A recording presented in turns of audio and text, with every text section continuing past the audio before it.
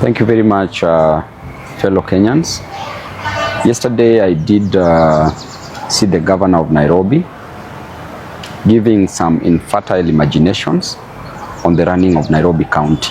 And he did complain that he doesn't have funds to run Nairobi County and therefore he cannot control the floods in Nairobi. I want to state clearly that the funds are available, but the funds have been misappropriated. The funds have been misused and stolen. And it is clear, even with the DCI, the file is at the Office of the Director of Public Prosecution, clearly calling for the prosecution of the current governor of Nairobi. The funds have been defrauded, stolen by him and his officers. I want to tell Nairobians that to cure the issue of flooding in Nairobi is very simple. Some people are talking about that you cannot control nature, you cannot control the amount of rainfall that we receive. But I want to tell you that that is indeed very true. But however, there was a warning that was given by the meteorological department that clearly stated that rainfall shall be experienced, or rather would be experienced in Nairobi, and will still be experienced in Nairobi, which will result into flooding. The floods that we experienced the other day consumed so many lives. To be precise, around 23 people who lost their lives in Nairobi, and we really sympathize and mourn with the families. The issue of Nairobi and curing floods in Nairobi is very simple. Number one, you have to work on the drainage. The drainage system that is there, they are very shallow, and therefore they have to be expanded and deepened. Number two is to work on the stormwater drains, to handle the stormwater. Number three is to work on our rivers, because we know that every area, every slum area, or every estate that is experiencing flooding is as a result of the overflow from the rivers. Talk about the South B, South C area, experiences floods from the Ngong River.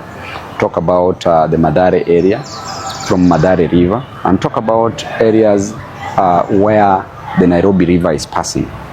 So therefore our rivers, the three rivers, major rivers, the Ngong River, Madare River, and the Nairobi River, should be deepened and should be expanded so that this flood water can be directed properly without overflow to the nearby estates and slums. When we work on that, we shall cure a bigger percentage, and then we divert this drainage system into these rivers. We shall cure a lot. Let us work on the available dams in Nairobi to act as storage facilities for this storm water. Then with that we shall also reduce the amount, the volume of water that we are experiencing on our roads. We work on the urban planning, where there's construction of buildings where they should not be constructed. And that causes chaos, because these buildings are approved based on the amount that you have in terms of bribe. And therefore we are wasting the potential of Nairobi. We should also work on the wetlands. Wetlands for easy absorption of water.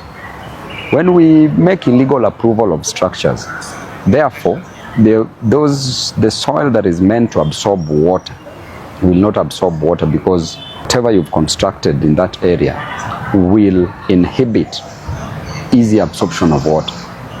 And the moment we work on such, we plant trees, we work on a clean environment, we work on garbage, then we shall solve almost 80% of the flooding in Nairobi, and we will never experience the loss of lives that we experienced, loss of lives and destruction of property that we experienced the other day.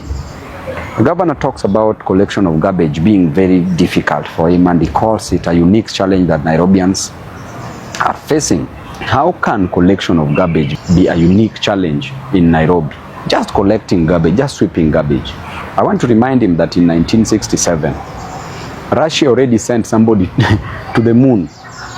So how can just sweeping be a problem, just collecting garbage? So garbage also clogs our drains, the drainage system, and thereby resulting into flooding and overflow. into the environments.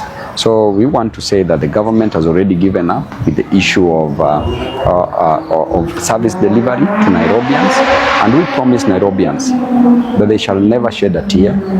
Nairobians, you shall get the services that you deserve because you are paying for them. Matters such as roads, drainage system, water, garbage, unemployment. We talk about health matters, non-payment of medics on time. We talk about insufficient stocking of our health facilities with drugs. These things will be a thing of the past. We will never use beam pulse to reason. We will use our brains. And I wish you well. And I want to tell you that we will be in this together. Thank you and God bless you.